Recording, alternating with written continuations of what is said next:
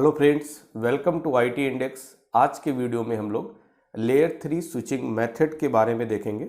Layer 3 switching method से पहले अगर आप लेयर 2 स्विचिंग मेथड की बात करें तो लेयर 2 स्विचिंग मेथड जो यूज़ करते हैं हम लोग, उसमें जो मेथड यूज़ होता है वो होता है store and forward. Store and forward method किसकी बात कर रहा हूँ मैं? लेयर 2 में जो मेथड यूज़ करते हैं वो यूज़ करते हैं स्टोर एंड फॉरवर्ड मेथड।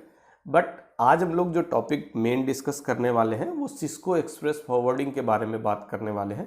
तो हम लोग कंप्लीटली लेयर 3 स्विचिंग मेथड की बात करते हैं। इसमें से जो आपका फर्स्ट स्विचिंग मेथड है वो आपका प्रोसेस स्विचिंग है।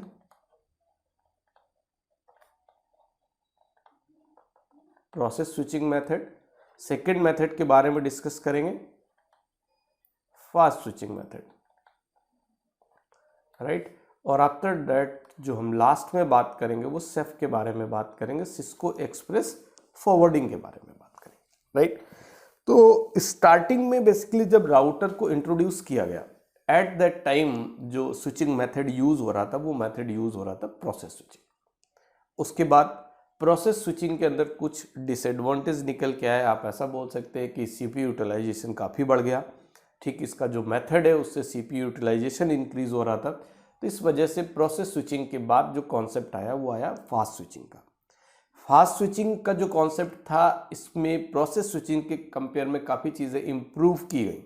बट फास्ट स्विचिंग के बाद सेफ को इंट्रोड्यूस इसलिए किया गया क्योंकि फास्ट स्विचिंग के बाद कुछ टेक्नोलॉजी इस तरीके से लॉन्च हुई कि जो फास्ट स्विचिंग को सपोर्ट नहीं करती थी। उसकी वजह से जो इंट्रोड्यूस किया गया वो क्या इंट्रोड्यूस किया गया? सेफ। वो टेक्नोलॉजी की अगर बात करें, आपने सुना होगा तो जो MPLS, अगर MPLS की बात करें तो MPLS फास्ट स्विचिंग मेथड को सपोर्ट नहीं करता है। तो MPLS की बात करते हैं, इसलिए जब भी MPLS में डिस्कशन करते हैं तो ये बात बोलते हैं कि सेफ इनेबल होना चाहिए। सेफ अगर डिसेबल है तो MPLS वर्क नहीं करेगा, राइट। तो इनिशियली हम लोग स्टार्ट करते हैं प्रोसेस स्विचिंग के बारे में। प्रोसेस स्विचिंग मेथड को स्टार्ट करने से पहले अगर हम नेटवर्क डिवाइस की बात करें, अगर हम नेटवर्क डिवाइस की बात करें तो डिवाइस के मेनली दो कंपोनेंट्स हैं। एक आपका कंट्रोल प्लेन है,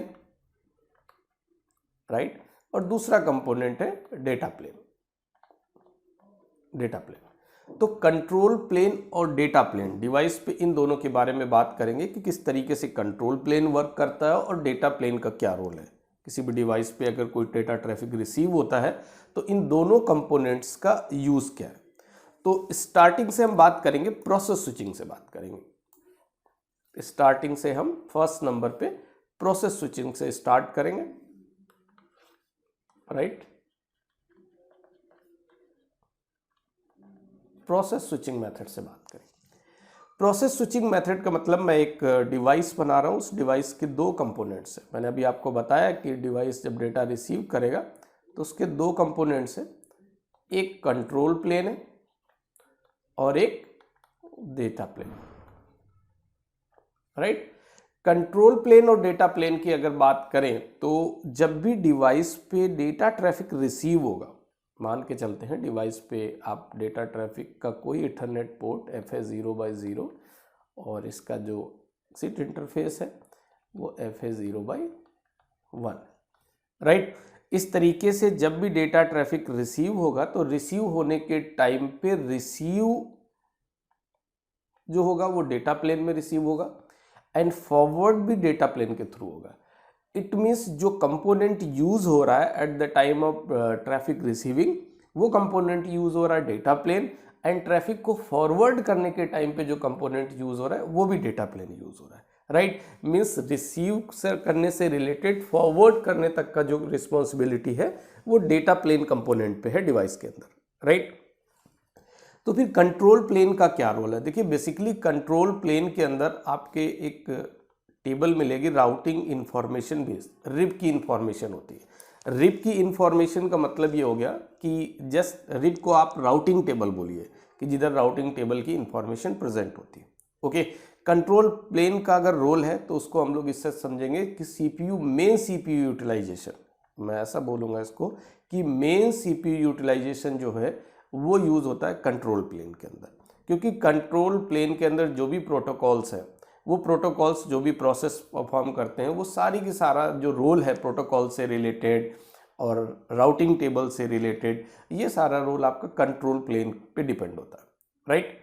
कंट्रोल प्लेन कंपोनेंट यूज होता है इन सभी के लिए। बट डेटा प्लेन क्या होता है, ट्रैफिक को रिसीव भी करेगा और रिसीव करने के बाद ट्रैफिक को फॉरवर्ड करेगा। इन दोनों की रिस्पॉन्सिबिलिटी डेटा प्लेन पे होती है। बट डेटा प्लेन के पास डेस्टिनेशन नेटवर्क की इंफॉर्मेशन नहीं होगी। देखिए इस बात को समझिएगा, मैं बात कर रहा हूँ प्रोसेस स्विचिंग की। इनिशियली जब राउटर को इंट्रोड्यूस किया गया, एट दैट टाइम जो दो कंपोनेंट्स थे उनका रोल क्या था, किस तरीके से कोई डिवाइस ट्रैफिक को रिसीव करता है और किस कंपोनेंट का क्या रोल है, इसके बारे में डिस्कस कर रहे हैं। इनिशियली डेटा जो रिसीव हो रहा था वो डेटा प्लेन में रिसीव हो रहा था, बट डेटा प्लेन के अंदर किसी भी तरह से डेस्टिनेशन नेटवर्क की इंफॉर्मेशन नहीं थी।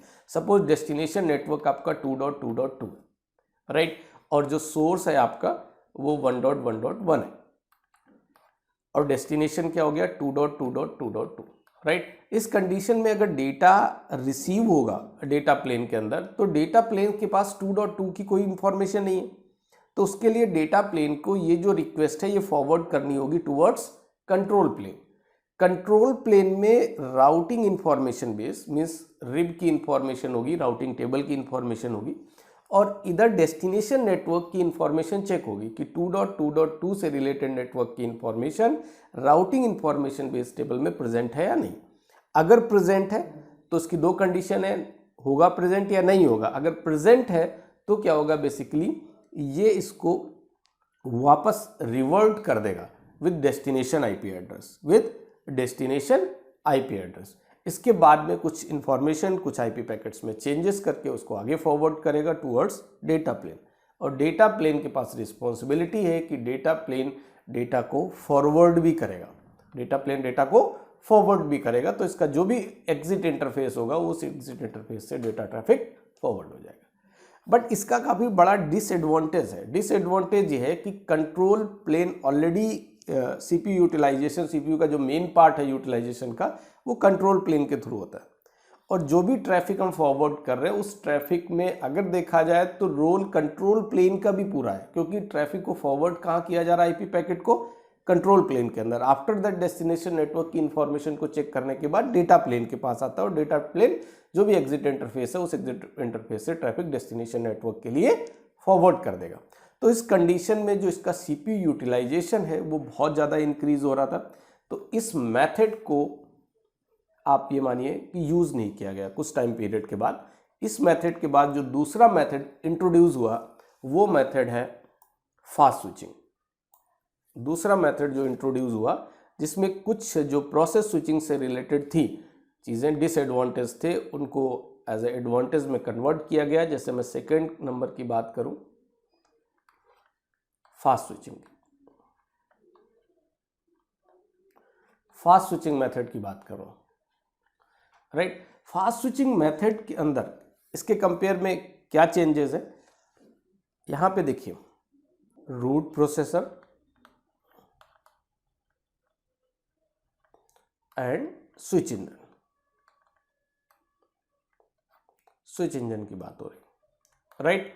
तो रूट प्रोसेसर और स्विच इंजन जो टर्म यूज हो रहे हैं फास्ट स्विचिंग मेथड के अंदर, तो इसमें रोल क्या था आप इस तरीके से समझिए। इसका रोल ये है कि जो भी आपके कंपोनेंट्स हैं, जो भी आपके कंपोनेंट्स हैं, control plane and data plane, अब इसके अंदर फास्ट स्विचिंग क्यों बोला गया? फास्ट स्विचिंग मेथड का मतलब इतना सा था कि जो डेटा प्लेन डेटा रिसीव करेगा, रिसीव करने के बाद इस डेटा प्लेन को उस डेस्टिनेशन नेटवर्क के लिए कंट्रोल प्लेन में ट्रैफिक भेजने की, आईपी पैकेट भेजने की जरूरत नहीं पड़ रही। क्यों नहीं पड़ रही? क्योंकि कंट्रोल प्लेन में भेजने से पहले ये क्या करेगा, ये कैश मेमोरी चेक करेगा, अपने कैशे में चेक करेगा कि इसके पास डेस्टिनेशन नेटवर्क की इंफॉर्मेशन प्रेजेंट है कि नहीं।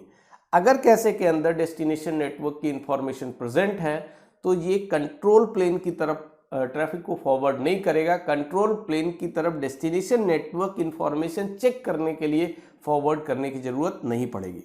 क्यों? क्योंकि ये जो कैशे का कॉन्सेप्ट आया वो ये आया कि फर्स्ट टाइम जो भी डेटा ट्रैफिक आ रहा है उसका फर्स्ट टाइम डेटा प्लेन को कंट्रोल प्लेन में भेजने की जरूरत पड़ रही है। फर्स्ट टाइम भेजने के बाद सपोज कंट्रोल प्लेन में 2.2.2.2 की इंफॉर्मेशन प्रेजेंट है, ये इंफॉर्मेशन किसके पास आ जाएगी, कैश मेमोरी में आ जाएगी कि 2.2.2. नेटवर्क की इंफॉर्मेशन डिवाइस के पास प्रेजेंट है। तो फाइनली सेकेंड टाइम, ये तो फर्स्ट टाइम था, फर्स्ट टाइम तो एंट्री क्रिएट होगी, फर्स्ट टाइम एंट्री क्रिएट होगी। आप ध्यान से समझिए, फर्स्ट टाइम तो जितने भी पैकेट्स आएंगे फर्स्ट टाइम कहाँ भेजने पड़ेंगे, कंट्रोल प्लेन के अंदर। डेस्टिनेशन नेटवर्क वेरीफाई होगा, वेरीफाई होने के बाद ये जो एंट्री है डेस्टिनेशन नेटवर्क की वो कैश के अंदर आ जाएगी, कैशे के अंदर आ जाएगी। और ये एंट्री होने की वजह से जब सेकेंड टाइम 2.2.2.2 डेस्टिनेशन नेटवर्क के लिए कोई भी ट्रैफिक आएगा तो डेटा प्लेन से उसको कंट्रोल प्लेन की तरफ फॉरवर्ड करने की रिक्वायरमेंट नहीं होगी, वो डायरेक्टली जो भी डेस्टिनेशन आईपी एड्रेस है 2.2.2.2 उसमें फॉरवर्ड कर दिया जाएगा एग्जिट इंटरफेस से।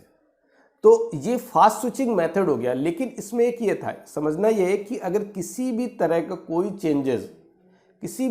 कोई चेंजेस रिब में होता है, राउटिंग इंफॉर्मेशन बेस में होता है, राउटिंग टेबल में होता है, उस कंडीशन में जो कैसे है ये क्या हो जाएगा, ये जीरो हो जाएगा, ठीक, मतलब फ्लश हो जाएगा। आप इसको समझिए कैसे क्या हो जाएगा, फ्लश हो जाएगा, इसमें किसी भी तरह की कोई इंफॉर्मेशन नहीं रहेगी अगर राउटिंग इंफॉर्मेशन बेस रिप के अंदर किसी भी तरह का कोई चेंजेस होता है। तो अगेन फिर से क्या होगा, अगेन फिर से एक रिक्वेस्ट जाएगी, फर्स्ट रिक्वेस्ट कंट्रोल प्लेन के थ्रू रिजॉल्व होगी, आफ्टर दैट कैसे मेमोरी के बेसिस पे ट्रैफिक को आगे फॉरवर्ड करेगा कौन, डेटा प्लेन कंपोनेंट, राइट। ये चीज क्लियर हो गई। बट इसमें क्या हो रहा था, फर्स्ट रिक्वेस्ट को कंट्रोल प्लेन में भेजने की जरूरत पड़ रही थी। तो इस कंडीशन में देखा जाए तो फास्ट स्विचिंग हो रही थी compare to process switching. But इसके बाद जो इंट्रोड्यूस किया गया, लेकिन इसके साथ साथ कुछ टेक्नोलॉजीज लॉन्च की गई। आप ऐसे समझिए, वो टेक्नोलॉजी लॉन्च होने का मतलब, जैसे मैं MPLS की बात कर रहा हूँ, MPLS, तो MPLS के बारे में बात करें, मल्टी प्रोटोकॉल लेबल स्विचिंग में, तो इस टेक्नोलॉजी के अंदर डेस्टिनेशन नेटवर्क को चेक करने की जरूरत नहीं, मतलब डेस्टिनेशन आईपी की इंफॉर्मेशन को चेक करने की जरूरत नहीं है, क्योंकि MPLS के अंदर, MPLS टेक्नोलॉजी के अंदर जो डेटा ट्रैफिक को फॉरवर्ड किया जा रहा है वो ट्रैफिक को on the basis of label forward किया जा रहा है, on the basis of label. अगर मैं बात करूं कि MPLS के बारे में आपको आइडिया है या नहीं, ये नहीं पता मुझे, लेकिन अगर MPLS के बारे में आपको आइडिया नहीं भी है तो चैनल पे MPLS का कंप्लीट प्लेलिस्ट, 0 टू एक्सपर्ट आप बोल सकते हो, 0 टू एडवांस बोल सकते हो कि कंप्लीट प्लेलिस्ट प्रेजेंट है, उस पर जाके आप कंटिन्यू कर सकते हो।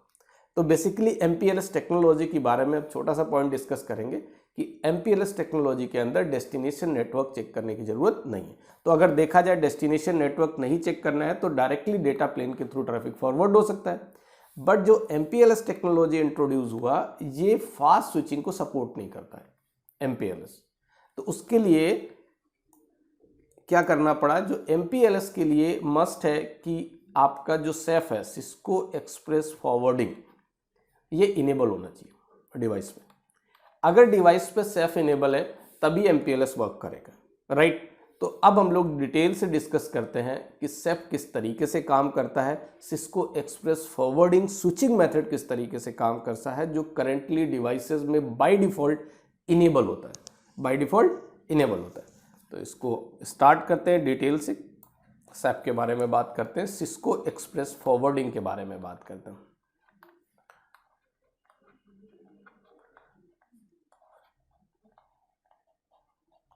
सिस्को एक्सप्रेस फॉरवर्डिंग के बारे में बात करते हैं। ओके, सिस्को एक्सप्रेस फॉरवर्डिंग के अंदर आप ऐसे समझिए, सेम मैं टोपोलॉजी क्रिएट, एक डायग्राम क्रिएट कर रहा हूँ आपके पास, कि बहुत सिंपल मेथड है, इसको समझने की कोशिश करें।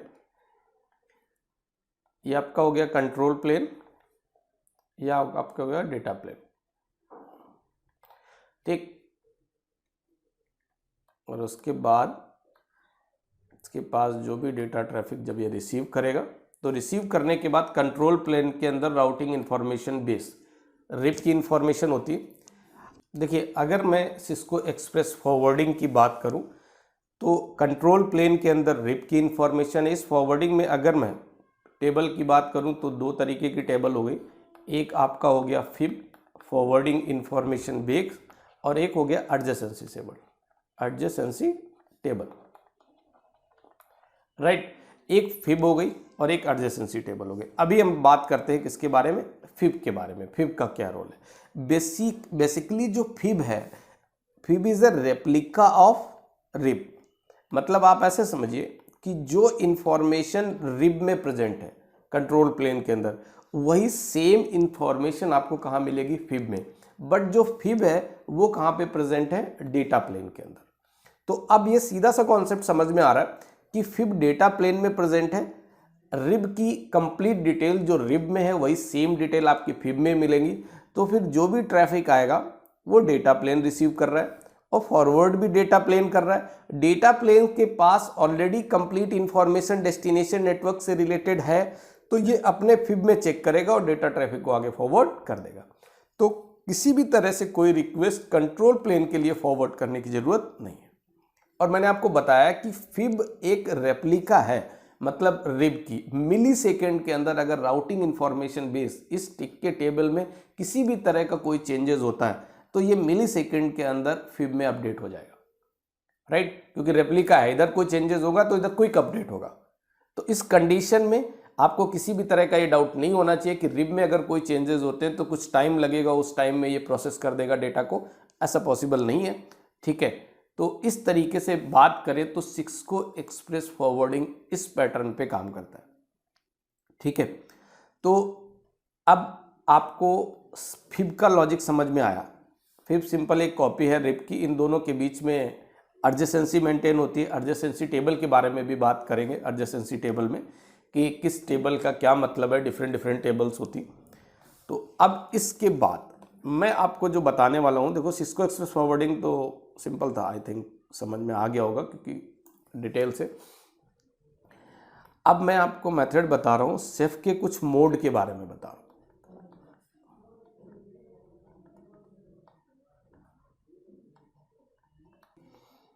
देखिए अब हम लोग सेफ के मोड के बारे में बात करते हैं। इसके सेफ के 2 मोड हो गए। एक आपका हो गया सेंट्रलाइज्ड फिब और दूसरा आपका हो गया डिस्ट्रीब्यूटेड सेफ। डिस्ट्रीब्यूटेड सेफ, दो चीजें हो गई। डिस्ट्रीब्यूटेड सेफ का क्या रोल है इसको समझने की जरूरत है। इसको समझने से पहले हम ऐसे बात करें कि फिक्स्ड स्विच की बात करें और मॉड्यूलर स्विच की बात करें। मॉड्यूलर स्विच की अगर बात करें तो इस तरीके से, अगर आपने देखा होगा कि ये एक मान लेते हैं कि 4500 सीरीज का 4507, ठीक है, चेचिस है सिस्को का स्विच का, ठीक है। अब इस कैटलिस्ट की अगर हम बात करें तो इसमें 7 जो नंबर है ये रिप्रेजेंट कर रहा है कि 7 कार्ड लगेंगे। क्या लगेंगे? 7 कार्ड लगेंगे। इस 4500 सीरीज में जो कैटलिस्ट का जो चेचिस है, इसमें नंबर ऑफ कार्ड्स कितने लगेंगे? 7 लगेंगे। इस 7 में से जो 5 कार्ड होंगे, सपोज ये मान के चलते हैं, ये जो 5 है 1 2 3 4 5, ये जो 5 कार्ड लग रहे हैं ये लाइन कार्ड है। ये क्या है? Line card. मैं अभी आपको इसको शो भी कर दूंगा। और इसके बाद जो 2 कार्ड और लगेंगे, क्योंकि 7 नंबर आ रहा है, इसका मतलब 7 कार्ड्स लगेंगे इस पे, स्लॉट पे, स्लॉट 7 है। तो 2 ये जो कार्ड लगेंगे ये सुप कार्ड होंगे, सुपरवाइजर कार्ड,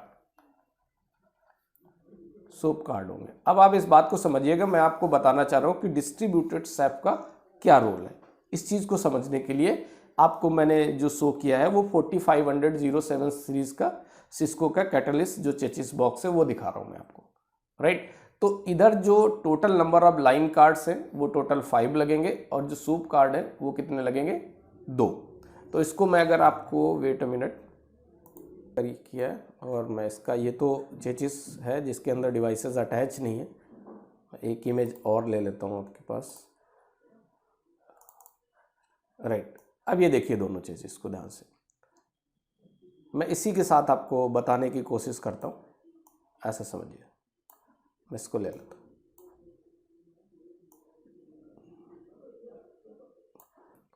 ऐसे समझिए इसको डिटेल से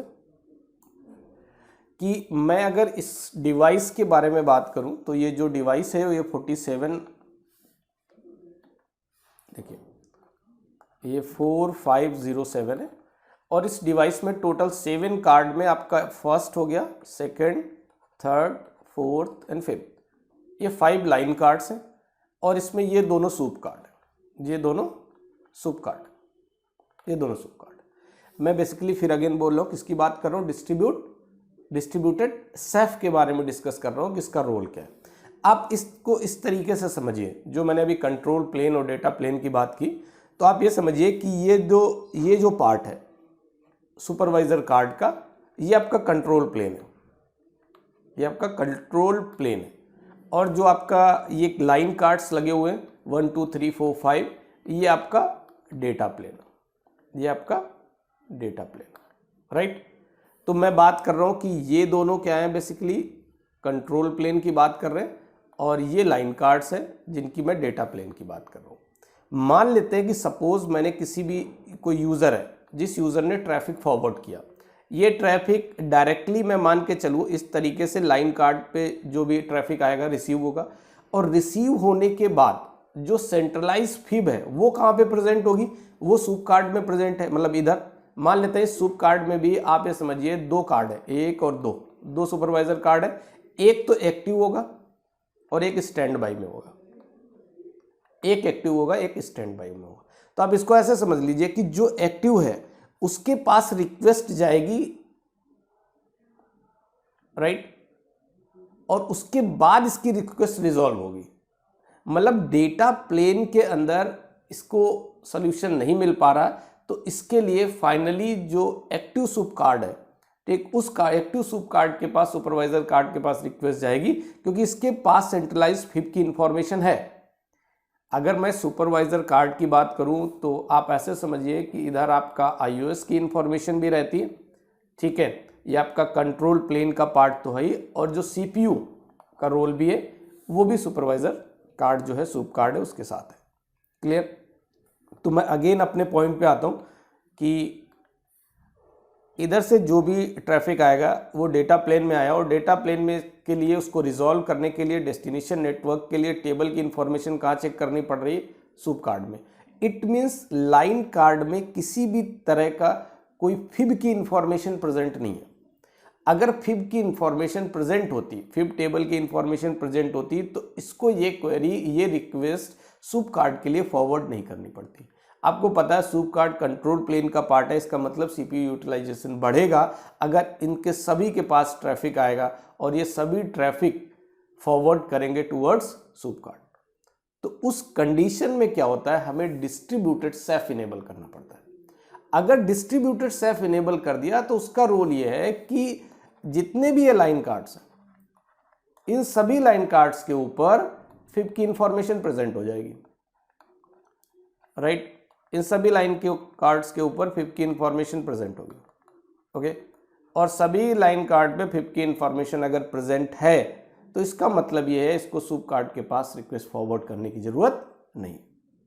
ठीक, जो इसमें एक पॉइंट और समझ लीजिए, मैंने आपको बोला कि डिस्ट्रीब्यूटेड सेफ इनेबल करना पड़ेगा, लेकिन ये जो इनेबल करना होगा, ये जो भी सूप कार्ड है इसमें से जो एक्टिव वाला होगा, मतलब सपोज ये एक्टिव है, इस पे आपको डिस्ट्रीब्यूटेड सेफ इनेबल करना होगा, राइट। जैसे डिस्ट्रीब्यूटेड सेफ इनेबल करोगे, मैंने बताया कि आपको सभी के पास फिब की इंफॉर्मेशन प्रेजेंट हो जाएगी, और अगर सभी के पास फिब की इंफॉर्मेशन है तो कंट्रोल प्लेन के अंदर ट्रैफिक फॉरवर्ड करने की जरूरत नहीं पड़ेगी, क्योंकि कंट्रोल प्लेन के अंदर आपको पता है कि मेन CPU होता है, main CPU utilization control plane के अंदर होता है। इस वजह से अगर जब भी डेटा ट्रैफिक लाइन कार्ड्स वाले डिवाइसेस पे आता है तो वो डेटा ट्रैफिक अगर कंट्रोल प्लेन को फॉरवर्ड होगा तो CPU यूटिलाइजेशन बहुत इंक्रीज कर जाएगा। तो इस कंडीशन में आपको ये पॉइंट समझ में आया कि अगर इस तरीके से मॉड्यूलर स्विचेस हैं तो इन मॉड्यूलर स्विचेस के अंदर मुझे डिस्ट्रीब्यूटेड सेफ इनेबल करना होगा, वो भी किस सुपरवाइजर कार्ड पे इनेबल करना होगा, वो हमारा जो एक्टिव कार्ड है उस कार्ड पे जाके डिस्ट्रीब्यूटेड सेफ इनेबल कर देंगे। तो उसका क्या रोल है, क्या इफेक्ट है, ये सारी चीज़ें आपको समझ में आ गई। बट मैंने एक पॉइंट और बताया था सेफ के अंदर, वो ये बताया था कि जब हमने टाइप की बात की थी तो उसमें ये बात की थी टेबल के बारे में कि एक फिब टेबल बनती है, दूसरी हमने बात की थी डिस्ट्रीब्यूट टेबल की, सॉरी एडजेसेंसी टेबल की, डिस्ट्रीब्यूट की नहीं, एडजेसेंसी टेबल की। तो मैं आपको एडजेसेंसी टेबल के बारे में थोड़ा सा बता देता हूँ, क्योंकि ये चीज़ें आपको, बाकी ओवरव्यू दे देता हूँ, आपको समझ में आ जाती है तो अच्छी बात। हम किसकी बात कर रहे हैं? एडजेसेंसी टेबल की बात कर रहे हैं, राइट। एडजेसेंसी टेबल के बारे में अगर बात करें तो मल्टीपल टाइप की टेबल होती है। जैसे हम एक ड्रॉप के बारे में ड्रॉप एडजेसेंसी की बात कर रहे हैं, डिस्कार्ड एडजेसेंसी की बात कर रहे हैं,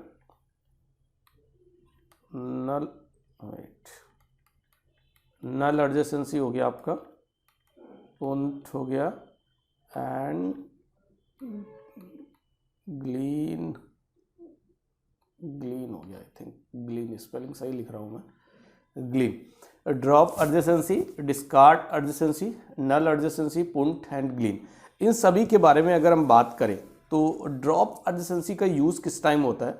ये जब इनकैप्सुलेशन मिसमैच शो करेगा। मतलब आप ये समझिए कि अगर आपसे कोई पूछ लेता है कि ड्रॉप एडजेसेंसी का यूज़ क्या है, at the time of CRC error भी आप बोल सकते हो, मीन्स CRC एरर के टाइम पे ये एडजेसेंसी यूज़ होगी।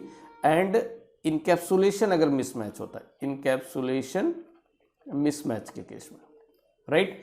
अगर डिस्कार्ड की बात करें तो ACL ट्रैफिक से रिलेटेड जो भी इंफॉर्मेशन है उसका जो रोल है वो किस एडजेसेंसी के थ्रू है? वो डिस्कार्ड के थ्रू है। नल इंटरफेस के बारे में आपको पता होगा कि जब भी हम समरी क्रिएट करते हैं तो उस टाइम पे नल इंटरफेस का रोल होता है। तो अगर नल इंटरफेस की बात आती है तो उस टाइम पे जो भी नल इंटरफेस से रिलेटेड डेटा ट्रैफिक अगर हैंडल करना है तो वो जो होगा वो नल एडजेसेंसी के साथ होगा, राइट। पुंट की बात करें, देखिए पुंट एडजेसेंसी का टाइम ये है कि आप ऐसे बोलिए कुछ प्रोटोकॉल्स हैं, जैसे मैं मान लूँ STP या फिर CDP, ये जो प्रोटोकॉल्स हैं बाय डिफ़ॉल्ट देखा जाए कि इन प्रोटोकॉल्स का जो रोल है, वो प्रोटोकॉल का जो रोल है वो डेटा प्लेन के थ्रू होता है, मतलब handled by the data plane. But किसी भी कंडीशन में अगर इस तरीके का कोई इशू आता है तो ये डेटा प्लेन के थ्रू हैंडल नहीं होते, तो by the handle of the control plane. किसके थ्रू हैंडल होंगे? कंट्रोल प्लेन के थ्रू। तो जो कंट्रोल प्लेन के थ्रू इनको हैंडल किया जाएगा तो उसके लिए जो एडजेसेंसी काम करेगी, ठीक है, वो data plane to control plane के बीच में वो पुंट एडजेसेंसी काम करेगी, राइट। अब ग्लीन की बात करें तो ग्लीन में ऐसे समझिए जितने भी डायरेक्टली कनेक्टेड नेटवर्क हैं वो हैंडल होते हैं इस एडजेसेंसी के थ्रू।